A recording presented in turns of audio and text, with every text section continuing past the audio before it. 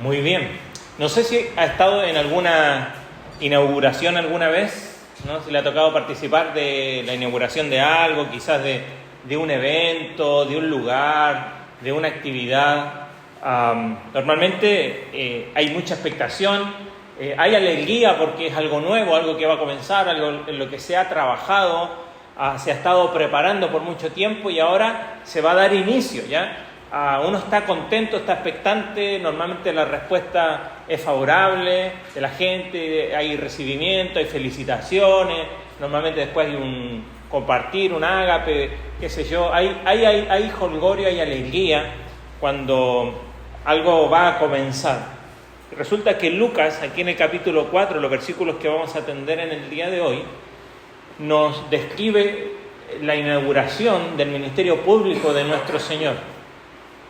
Y lo interesante del texto, que quizás para muchos de nosotros es conocido, vamos a tomar algunos detalles allí, es cómo inicia y cómo termina este evento, ¿no? Así que le invito a que vaya conmigo a Lucas capítulo 4, vamos a leer, yo voy a leer del verso 14 hasta el verso 30 y luego vamos a orar. Así que Lucas capítulo 4 del verso 14 hasta el versículo 30. Dice así: y Jesús volvió en el poder del Espíritu a Galilea, y se difundió su fama por toda la tierra de alrededor, y enseñaba en las sinagogas de ellos, y era glorificado por todos. Vino a Nazaret, donde se había criado, y en el día de reposo entró en la sinagoga, conforme a su costumbre, y se levantó a leer. Y se le dio el libro del profeta Isaías, y habiendo abierto el libro, halló el lugar donde estaba escrito: el Espíritu del Señor está sobre mí, por cuanto me ha ungido para dar buenas nuevas a los pobres. Me ha enviado a sanar a los quebrantados de corazón, a pregonar libertad a los cautivos y vista a los ciegos, a poner en libertad a los oprimidos, a predicar el año agradable del Señor. Y enrollando el libro, lo dio al ministro y se sentó. Y los ojos de todos en la sinagoga estaban fijos en él. Y comenzó a decirles: hoy se ha cumplido esta escritura delante de vosotros. Y todos daban buen testimonio de él y estaban maravillados de las palabras de gracia que salían de su boca y decían: ¿no es este el hijo de José? Y él les dijo: sin duda me diréis este refrán: médico, cúrate a ti mismo. De tantas cosas que hemos oído que se han hecho en Capernaum, haz también aquí en tu tierra. Y añadió: de cierto os digo que ningún profeta es aceptado en su propia tierra. Y en verdad os digo que muchas viudas había en Israel en los días de Elías, cuando el cielo fue cerrado por 3 años y 6 meses y hubo gran hambre en toda la tierra, pero a ninguna de ellas fue enviado Elías, sino a una mujer viuda de Sarepta de Sidón. Y muchos leprosos había en Israel en tiempo del profeta Eliseo, pero ninguno de ellos fue limpiado, sino Naamán el sirio. Al oír estas cosas, todos en la sinagoga se llenaron de ira, y levantándose le echaron fuera de la ciudad y le llevaron hasta la cumbre del monte sobre la cual estaba edificada la ciudad de ellos, para despeñarle. Mas él pasó en medio de ellos y se fue. Padre Celestial, queremos rogarte que tú uses esta narración, esta porción del Evangelio de Lucas, que nos cuenta este episodio en la vida de Cristo y cómo esto nos puede enseñar a conocer más a nuestro Salvador, a conocer más de su propósito, de su venida, y también examinar nuestros corazones, de qué manera responden también a lo que Cristo sigue ofreciendo en el día de hoy, tal cual como hace más de 2000 años atrás. Señor, háblanos en este momento y que tu palabra sea, tu Espíritu Santo sea ocupando tu palabra para hablarnos en esta mañana. Te lo rogamos en nombre de Jesús. Amén. Hay muchos detalles en esta narración, si se dio cuenta, ¿no? Como dijimos hace un momento, es la inauguración del ministerio público de Cristo y tiene buena aceptación. Fíjense los detalles. el versículo 14 y 15, si quizás su Biblia tiene ahí alguna separación de títulos, es como un resumen de lo que había acontecido hasta ahora en la vida de Cristo. Algunos piensan que lo que está hablando en el verso 14 y 15 puede considerarse incluso todo un año de ministerio de Jesucristo, ¿no? En la zona de Galilea. Galilea queda al norte de Israel, ¿no? Si usted tiene un mapa, está ahí en el lago o el mar de Galilea, que está al norte de Israel, pasado a Samaria, que era el lugar donde Cristo se había criado, ¿no? Y estaba allí, estuvo lo más probable en Capernaum, que era como la ciudad más importante ahí a orillas de este mar de Galilea, una ciudad bastante grande, tan grande que algunos historiadores dicen que tenía cerca de 1 millón de habitantes la ciudad. O sea, no era pequeña, había mucho movimiento, estaba cerca del tránsito del comercio para las zonas distantes allí. Por lo tanto, estuvo allí, pero el verso 16 nos dice que vino a Nazaret, el lugar donde él se había criado. Y es interesante que Cristo va a inaugurar su ministerio público, porque ahora él se da a conocer, había hecho milagros, Juan el Bautista lo había declarado, este es el Cordero que quita el pecado del mundo, pero aún Cristo no había declarado de sí mismo. Vimos que ahí cuando él se bautiza, el cielo hace una declaración, ¿se acuerda? Este es mi Hijo amado. Él dice también que, y Lucas nos relata que él es el Hijo de Dios, el Hijo de Adán, el verdadero hombre, pero ahora él va a presentarse y a declarar de manera pública, tajante, ya sin de manera directa. ¿Se acuerda cuál fue el primer milagro de Cristo? ¿Alguien se acuerda cuál fue el primer milagro? ¿Cuál es? Transformar el agua en vino, en las bodas de Caná. ¿Se acuerda qué dijo la mamá de Cristo? Ya estaba así como, ¿y qué le dice? ¿Qué tienes conmigo, mujer? ¿La detiene? Probablemente porque aún no era el momento de manifestarse públicamente. Sí hizo muchos milagros, pero no de manifestarse públicamente de que yo soy el Mesías, yo soy el enviado, yo soy ese ungido prometido en el Antiguo Testamento, sino hasta este momento. Como dijimos, probablemente ya después de 1 año de ministerio público de Jesucristo, haciendo milagros, predicando en distintas ciudades, aquí hace esta declaración que es al principio bien recibida, pero después cuando comienza a hacer las interpretaciones de lo que significa esto no gustó mucho y termina con Cristo en la punta de la ciudad. La ciudad estaba sentada en un monte y lo sacan ahí a la ladera más alta para despeñarle. Ya en este momento vemos que sobre Jesucristo ya habían hecho una sentencia de muerte. Pero tal como en las bodas de Caná, había dicho, aún no es mi tiempo, en este momento también de alguna manera dice, aún no es mi tiempo. Quizá ya contaba con esa sentencia de muerte de parte de los judíos encima de él, pero aún no era el momento de morir, aún no era el momento de pasar por esto. Pero fíjese en los detalles. Como dijimos, versos 14 y 15 quizás es el resumen de este ministerio de Jesucristo, quizás todo un año, y dice aquí varios detalles. Volvió en el poder del Espíritu, ¿se acuerdan? El Espíritu dice que descendió sobre él, el Espíritu Santo con forma de paloma. En el capítulo anterior, capítulo 3, dice que después el Espíritu Santo, lleno del Espíritu Santo, y el Espíritu lo llevó, ¿a dónde? Al desierto, ¿se acuerda? Y vemos que nuevamente es el Espíritu, vuelve en el poder del Espíritu a Galilea y hasta allí se difundió su fama. ¿Por qué? Porque predicaba, porque enseñaba, porque hacía milagros. La gente empezó a conocer, saber quién era este Jesús, este maestro. ¿Se acuerda cómo le llamaban? Un rabí. Pero este rabí no había pasado por una escuela como la mayoría, no era alguien que pertenecía a alguno de los partidos de ese tiempo religioso, como los fariseos, como los saduceos. Y dice que enseñaba ¿dónde? En la sinagoga de ellos. Y dice que era glorificado. La NBI dice que todos lo admiraban.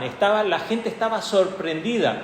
Cuando estudiamos Marcos, hace algunos años atrás, Marcos constantemente dice que la gente cuando se encontraba con Jesús se maravillaba, se sorprendía, estaba admirada de él. Vamos a decirlo quizás en nuestro tiempo, estaba boquiabierto. Eso no significa que la gente creía en él, pero sí la gente estaba sorprendida porque el último de los profetas, ¿quién habían sido? Malaquías, ¿no? Después se levantó Juan el Bautista y que lo reconocieron como profeta, pero él siempre estaba indicando a alguien más. Y ahora veían a este profeta haciendo milagros, predicando de una manera que no se había escuchado antes.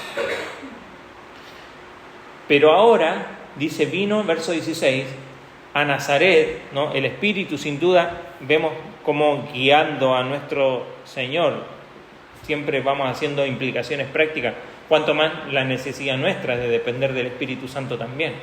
Pero dice que vino a Nazaret, donde él se había criado, y en el día de reposo, ¿cuál es el día de reposo? El día sábado, ¿no? El día que se juntaban en la sinagoga. ¿Qué era la sinagoga?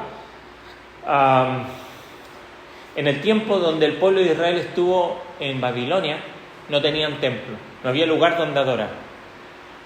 Y los judíos que estaban allí, piadosos, queriendo buscar al Señor, queriendo buscar un tiempo donde instruirse también en la ley, en la Torá, entonces dispusieron y se creó de alguna manera la sinagoga allí en ese tiempo, significa el lugar de reunión. Es muy similar a lo que después en griego significa iglesia, que es lo que se congrega, ¿no? Y estaban allí, y los judíos desde ahí tienen esta tradición de juntarse en todas las ciudades.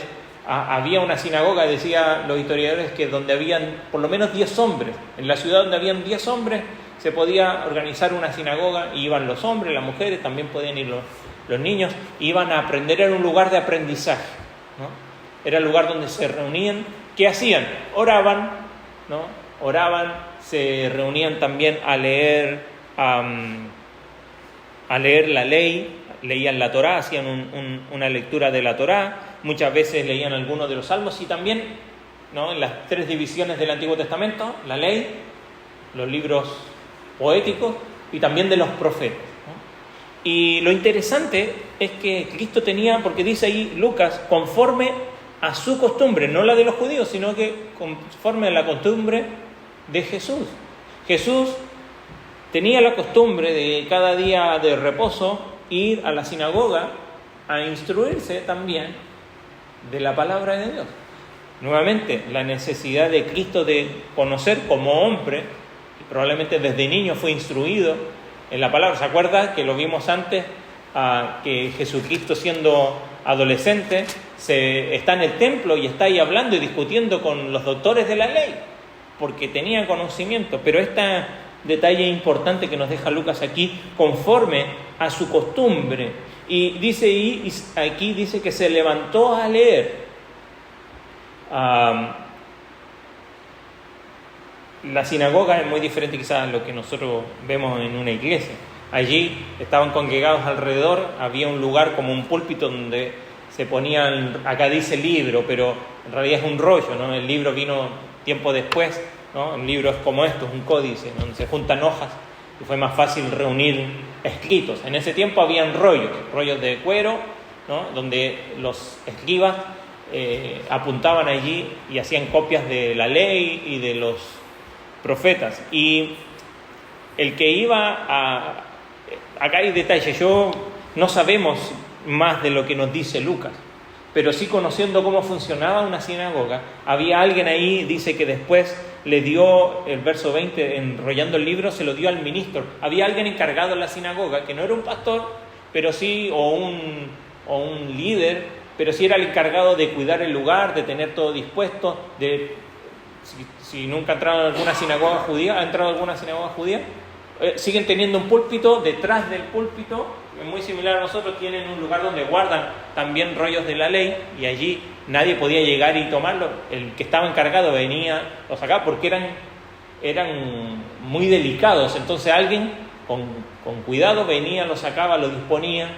El que normalmente quizás un rabino se encargaba de enseñar, o a veces le pedía a alguien que pudiera leer, y luego de la lectura se hacían interpretaciones. A diferencia nuestra, se levantaban a leer y después al enseñar se sentaban. Por eso dice que después, enrollando el libro, se lo dio al ministro y se sentó y comenzó a hablar, ¿no? Nosotros, el que va a enseñar aquí, se para, ¿no?, para enseñar. Ahí en la sinagoga era al revés. Eso nos muestra que Cristo lo que hace es que lee y se sienta para hablar y hacer interpretaciones de lo que se leyó, ¿no?, y dar alguna aplicación también. Entonces, esto es lo que hace Cristo. Va, como de costumbre, a la sinagoga, pero vemos que predicó allí, incluso de lo que lee hace comentarios, pero al parecer lo que dice y lo que lee, aunque al principio dice ahí, verso 20, los ojos de todos en la sinagoga estaban fijos en él, y comenzó a decirles: hoy se ha cumplido esta escritura delante de vosotros. Y todos daban buen testimonio, todos dieron de alguna manera su aprobación, impresionados por las hermosas palabras que salían de su boca. Hasta ahí todo bien. Pero las declaraciones de Cristo no gustaron mucho, y por eso es que termina de una manera que lo quieren matar. ¿Cómo pasa? Y esta es la pregunta que quizás nos hacemos y vamos a intentar contestar con los datos que nos entrega el texto. ¿Cómo llegamos? ¿Qué tiene de malo lo que dijo Cristo? ¿Cómo los llevó a echarlo de la sinagoga, sacarlo de la ciudad, llevarlo hasta el acantilado para arrojarlo hacia abajo? Interesante. ¿Se acuerdan la tentación que hizo Satanás? Lo llevó a la punta más alta y dile: tírate, porque la palabra dice que a sus ángeles mandará.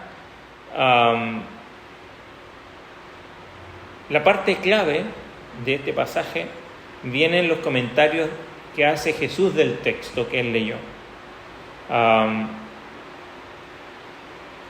Incluso antes de que comiencen a opinar, él mismo se adelanta, ¿no?, a los comentarios que él podían hacer.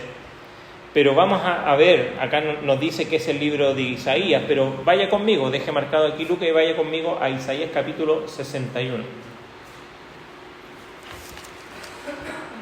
Según lo que nos dicen historiadores judíos, el que disponía para la lectura era el ministro, ¿no? No era el que hablaba, sino que lo que se iba a leer, capítulo 61, lo que se iba a leer lo disponía el ministro o el rabino. Jesucristo no era el encargado de la sinagoga, probablemente un invitado, ya que estaba en Nazaret, había estado mucho tiempo afuera, y si era su costumbre venir a la sinagoga cada día de reposo, lo hizo mientras fue pequeño, adolescente y quizá ya grande. Entonces, después de un tiempo de estar afuera, lo vuelven a encontrar, le dan la bienvenida, por supuesto, como alguien. Si usted, nos tocó a nosotros hace una semana atrás estar de vuelta en nuestra ciudad, y la familia lo recibe, los hermanos en la iglesia también a uno lo reciben, le dan la oportunidad, puede enseñar en la iglesia donde también crecí. Y a Cristo había tiempo que no lo veían, vuelve a la ciudad. Entonces lo más seguro, en esto estamos elucubrando nomás, es que lo invitan, le dicen: ¿te parece que puedas enseñar, que puedas hablar? Sabemos que estás haciendo milagros, sabemos que estás enseñando, que tienes seguidores, ¿por qué no enseñas? Ahora, el que disponía lo que se iba a leer era el ministro. De vuelta, las casualidades no existen, ¿no? Porque quizá el ministro podía agarrar el rollo de Oseas, pero agarró el rollo de Isaías y lo abrió justo, imagínense, un rollo que no es pequeño, y lo abre justo en este capítulo. No había diferencia de capítulo aquí, ¿no? Pero justo lo abre en la parte donde está esta porción. El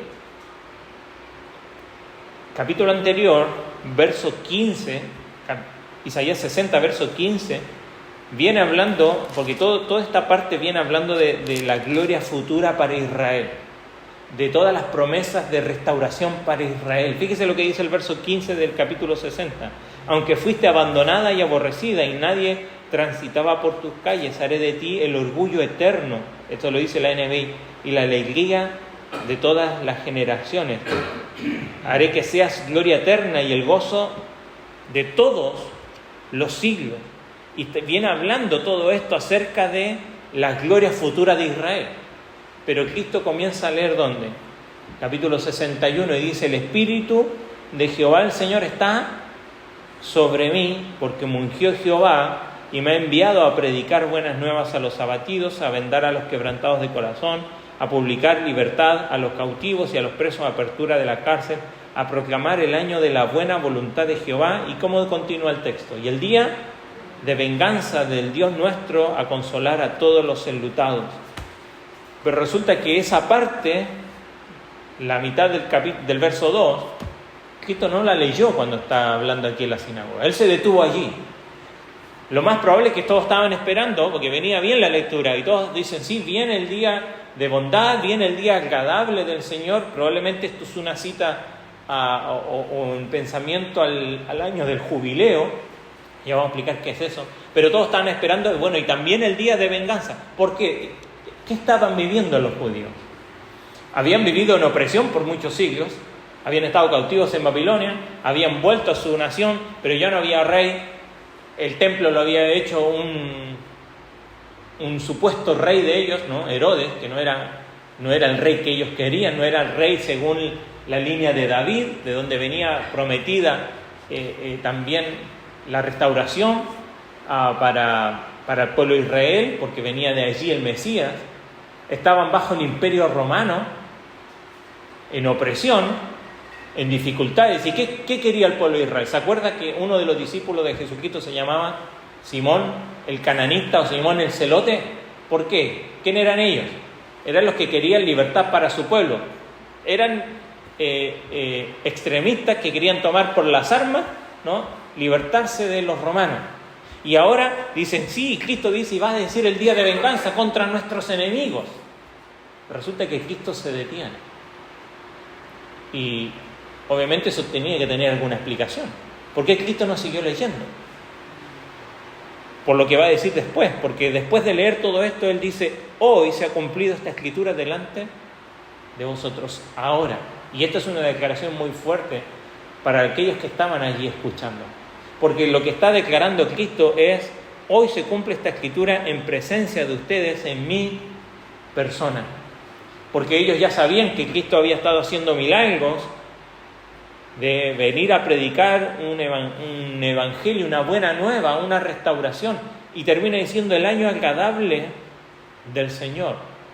Ahora mencionamos de qué se trataba el jubileo. La ley estipulaba que después de 49 años, al año siguiente, el año 50, era una disposición que había puesto el Señor en su ley para reequilibrar el pueblo de Israel. ¿En qué sentido? El año 50, en el año del jubileo, si había alguien que había caído esclavo o había tenido que vender sus propiedades por cualquier razón, había caído en deuda por cualquier situación.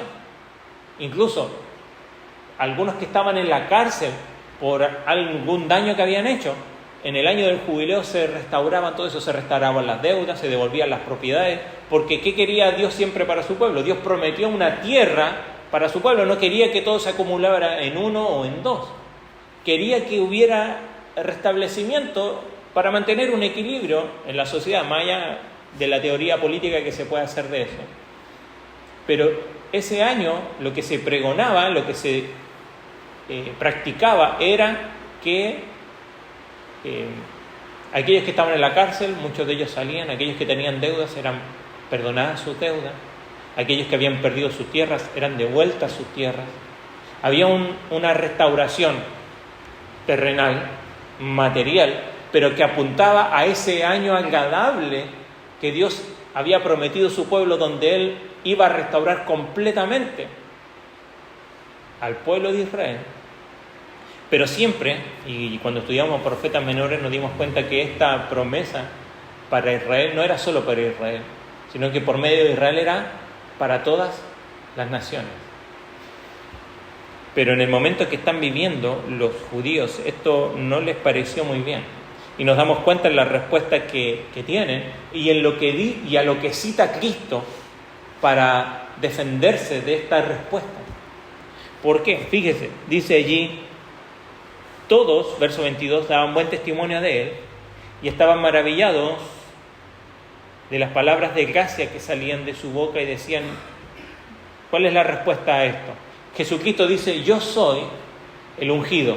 Dios me ha ungido a mí, el Espíritu Santo está sobre mí, me ha enviado a dar buenas nuevas a los pobres, a sanar a los quebrantados, a dar libertad a los cautivos, vista a los ciegos, libertad a los oprimidos, a predicar el año agradable del Señor.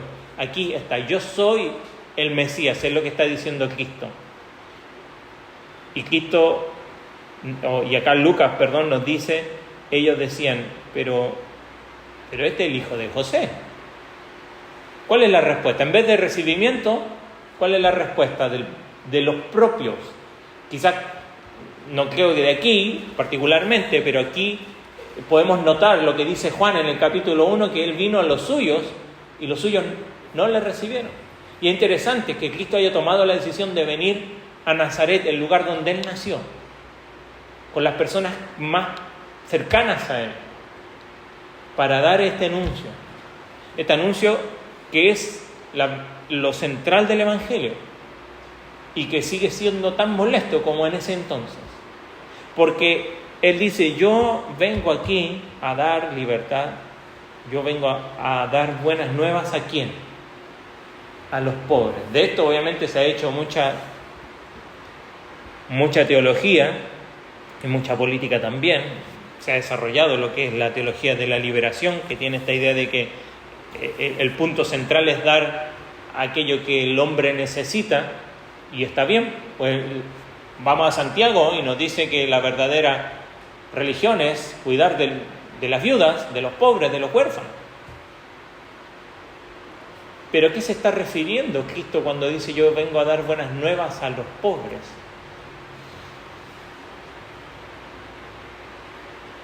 La actitud de la respuesta de aquellos que están escuchando nos demuestra quiénes se creían ellos, cuál era la opinión que tenían de sí mismos.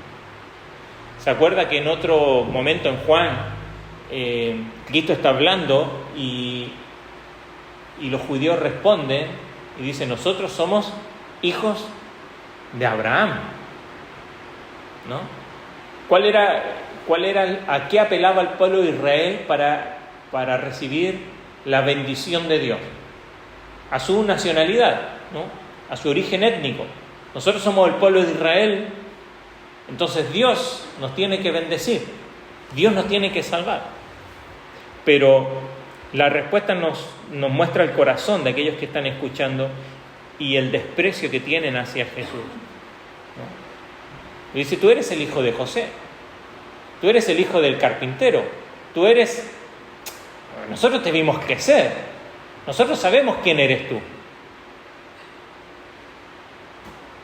Y él les dice, Cristo, fíjese, sin duda me diréis este refrán, médico, cúrate a ti mismo. Sin duda, el desafío de este sarcasmo, ¿no?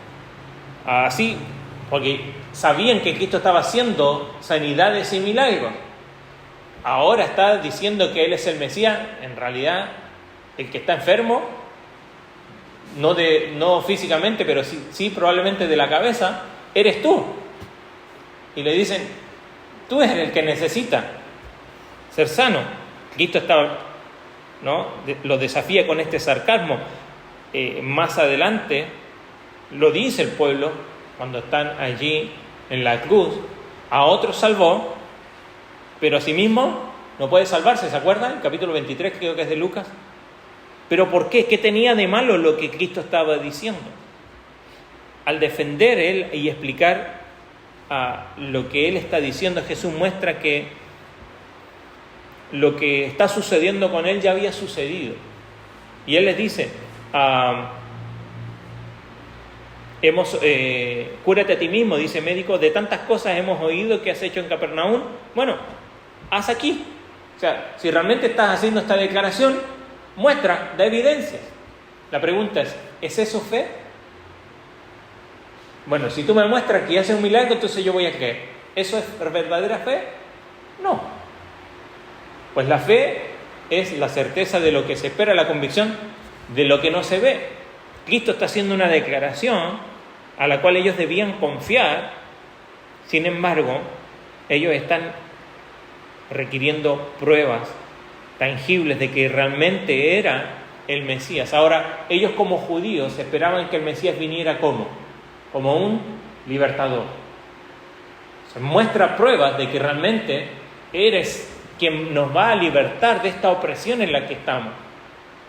Pero aquí es donde Cristo les cita este refrán conocido: ningún profeta es aceptado en su propia tierra, y en verdad, este es amén, de cierto os digo, y apela a dos eventos históricos en el tiempo, en la historia de Israel, y es al tiempo de Elías y al tiempo de Eliseo. Y lo interesante es que estos tiempos eran, quizás, si lo ponemos en perspectiva, fue de los tiempos donde el pueblo de Israel se dedicó al paganismo con más esfuerzos. ¿Se acuerda Elías con quién tuvo que lidiar? Acab, ¿se acuerda? Tuvo que pelear y él dio muerte a ¿quiénes? A los sacerdotes de ¿quién? De Baal. Estos no eran extranjeros, eran ahí de la propia tierra. Acab y Jezabel servían a Baal y Elías los tuvo que confrontar. ¿Qué pasó con Elías después de eso? Supo que Jezabel le quería dar muerte. Estaban persiguiendo, ¿no? Ahí vemos que se desanimó, pero sabemos que no estaba solo. Pero luego, en el tiempo de Eliseo, quien siguió también a Elías, asimismo también fue un tiempo difícil para el pueblo de Israel, sumido en la idolatría. Y esta época a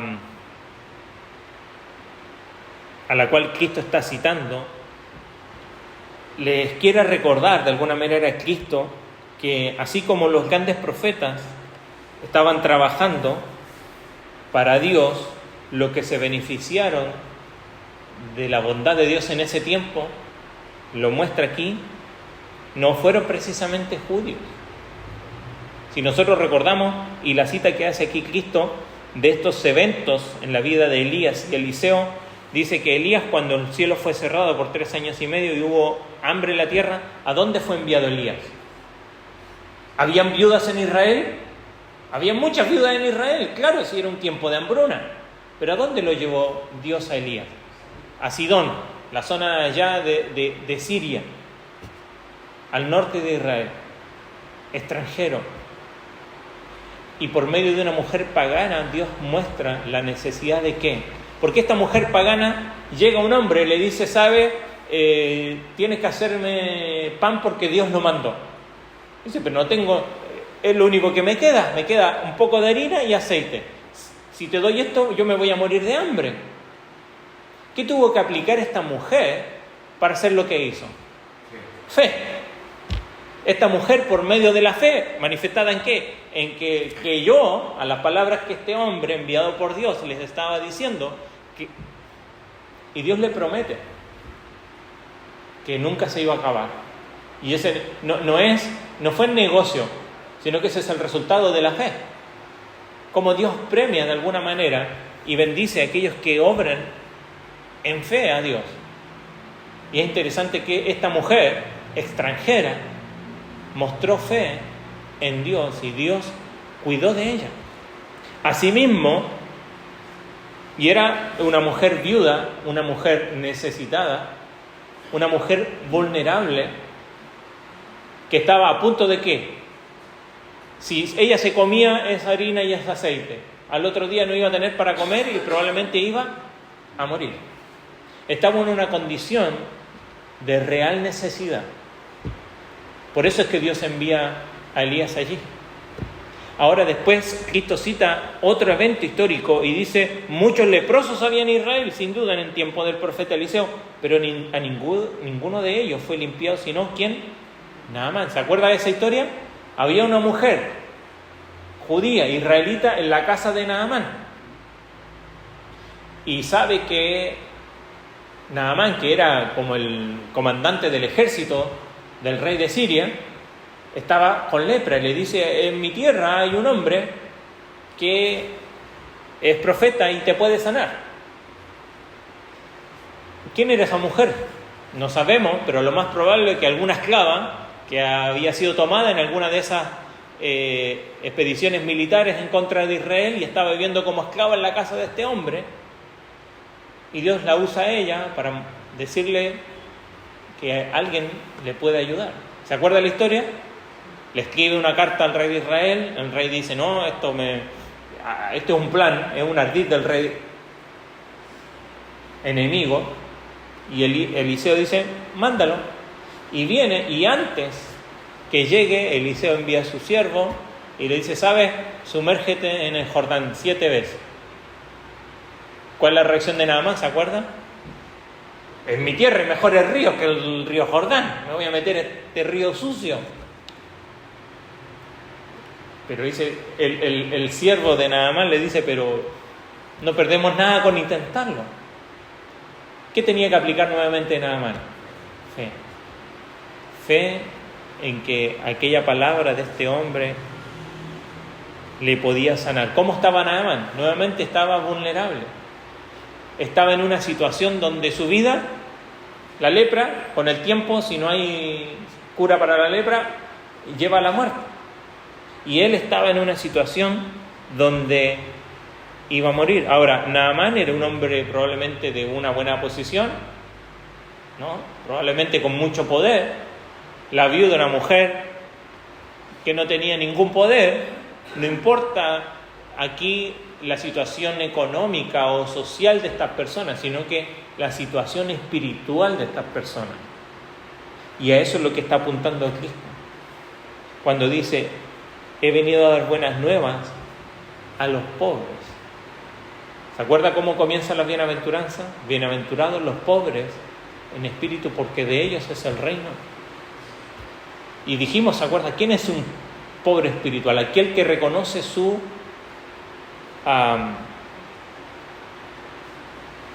pobreza, aquel que reconoce su necesidad, su real necesidad espiritual. Pero aquellos que están escuchando aquí no están reconociendo su necesidad espiritual. Por eso es que responden de esta manera. El verso 28 dice que al oír estas cosas, todos en la sinagoga se llenaron ¿de qué? Porque estaban en la sinagoga, no estaban en la calle.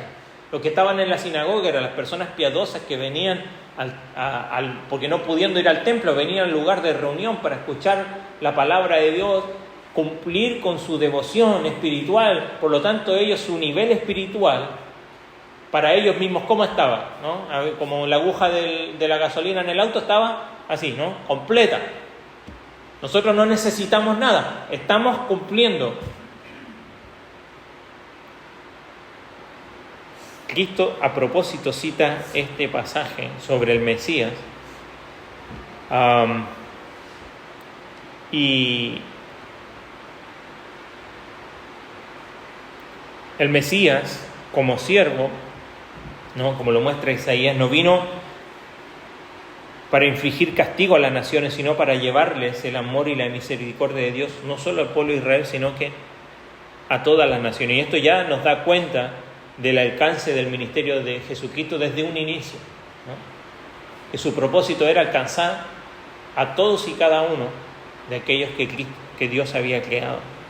Y este iba a ser el cumplimiento de las escrituras del Mesías. Y este mensaje de Cristo, así como en ese entonces, sigue siendo tan sorprendente ahora, porque el hecho de que Cristo está afirmando que Él está extendiendo la mano para sanar a las personas, lo que ellos esperaban del Mesías era otra cosa.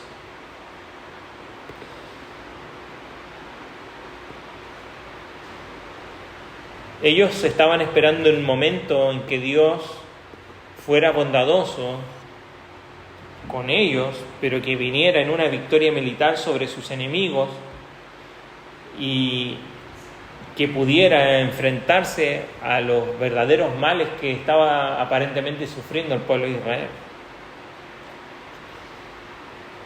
Lo interesante es que aquí Cristo nos está afirmando que que los profetas Elías y Eliseo fueron a los gentiles porque fueron rechazados por los judíos, sino que fueron enviados allí por Dios. Dios envió a Elías a esta mujer.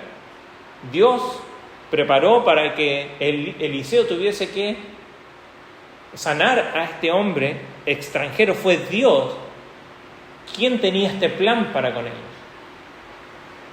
Y así, de la misma manera, Cristo, ungido por el Espíritu Santo, está anunciando que su misión es traer buenas noticias, no solo a los suyos, sino que a todos aquellos que lo necesitan.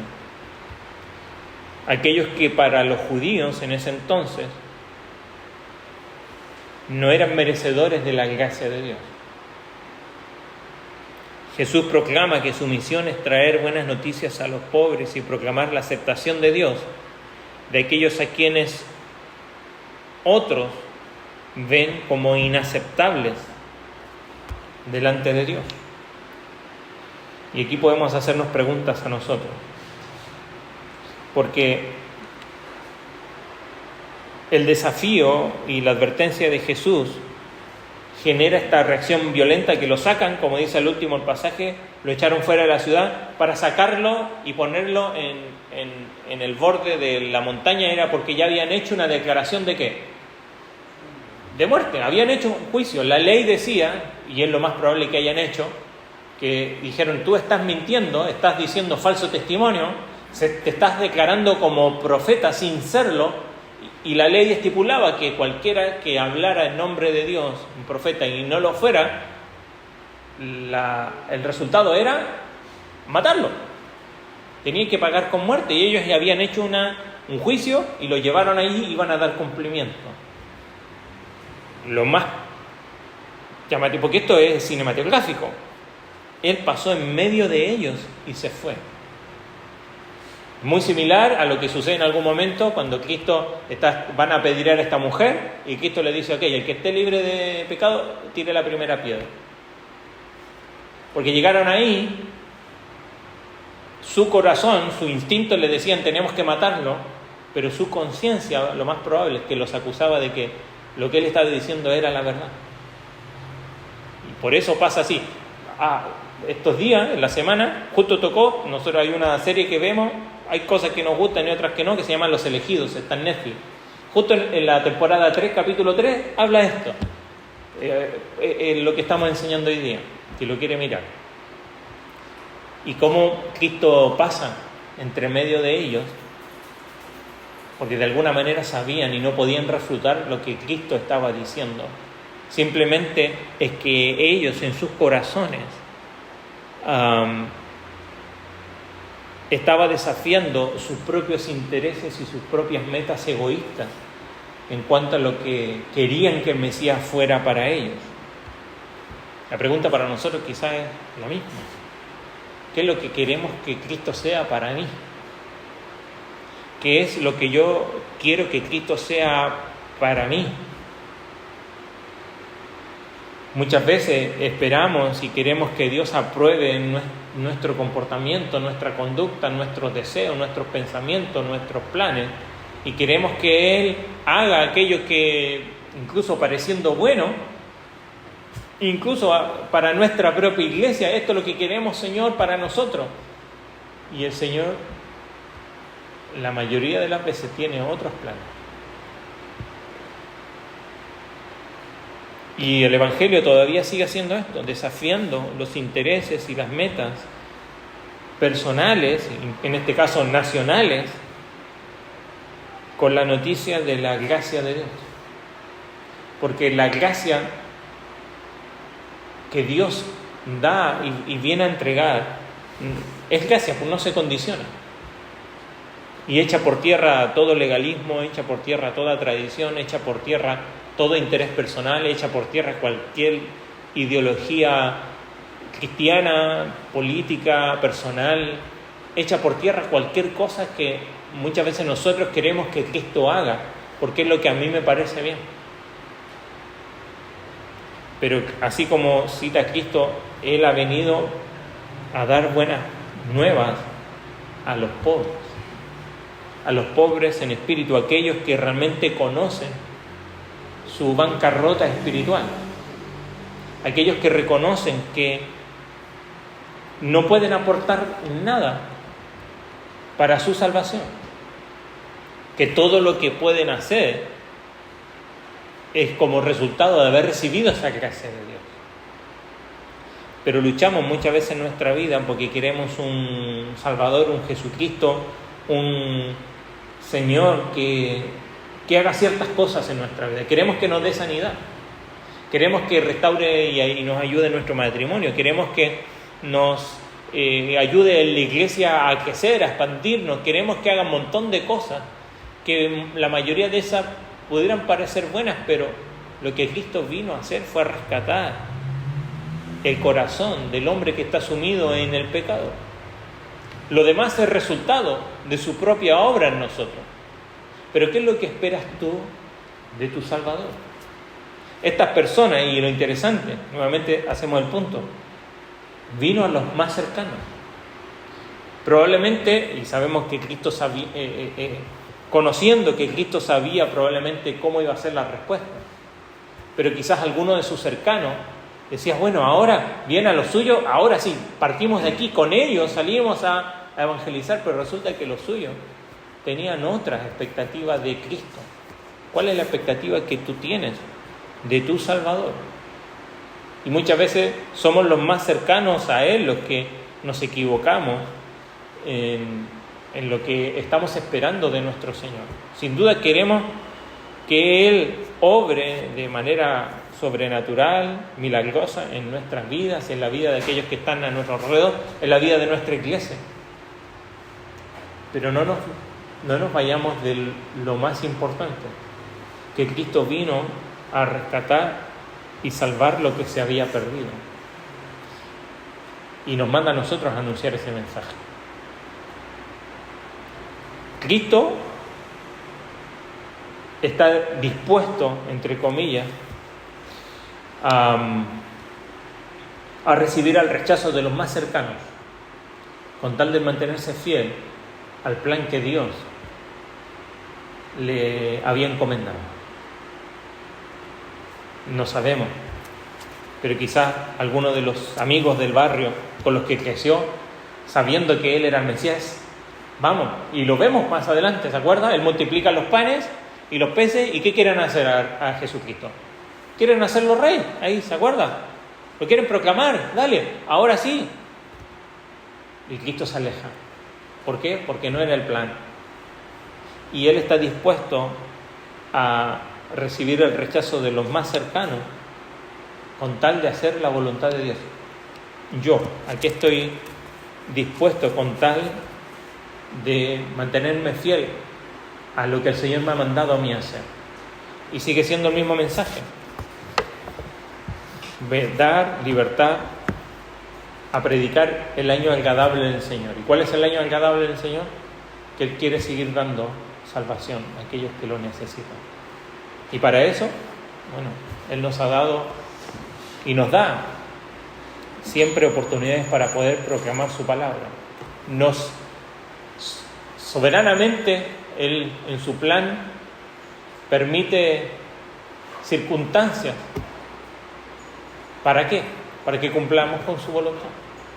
Para que cumplamos con la voluntad de Dios de seguir proclamando el año agradable del Señor. Y ese año agradable del Señor no es ese día del juicio, el día de venganza que estaban esperando ellos. Es el día de vendar a los quebrantados, de sanar, de dar sanidad espiritual a este mundo que se está progresando mucho, pero se está muriendo por dentro.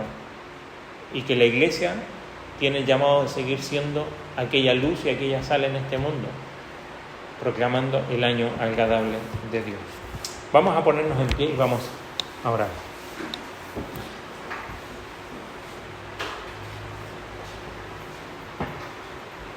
Padre Celestial, te agradecemos por este tiempo, por tu palabra. Sin duda hay mucho aquí que podemos aprender de Jesucristo, de lo que está diciendo, de la respuesta del pueblo, que quizás nos descubre también en nuestro corazón en nuestros deseos a veces egoístas, de lo que esperamos que sea Cristo para nosotros, o lo que esperamos que sea para otros incluso. Señor, ayúdanos a proclamar el año agradable, y eso significa reconocer en nosotros, sobre todo, primero, nuestra bancarrota espiritual, nuestra pobreza espiritual, y de proclamar a los demás y mostrarles con amor y mucha gracia su propia pobreza espiritual, que quizás pueden tener mucho como Naamán, que quizás pueden tener muy poco como esta viuda de Sarepta, pero que tanto el uno como el otro necesitaban de la salvación por medio de la fe. Ayúdanos a nosotros a comprender profundamente lo que significa y cuáles son las implicancias del Evangelio para poder proclamarlo a aquellos que están a nuestro alrededor. Y tal como Cristo, quizás recibamos el rechazo, recibamos la burla, recibamos de los demás el desprecio. Señor, danos valor para proclamar tu palabra de la misma manera que nuestro propio Salvador lo hizo. Por lo tanto, también nos entiende cuando quizás somos incomprendidos, somos rechazados, se ríen de nosotros e incluso de nuestras propias vidas. Pero, Señor, que podamos mantenernos firmes, sin fluctuar, como dice tu palabra, la profesión de nuestra esperanza, y ser fiel al llamado que tú nos has dado como hijos e hijas tuyos de proclamar tu palabra a toda criatura. Ayúdanos a ser fieles en esa tarea.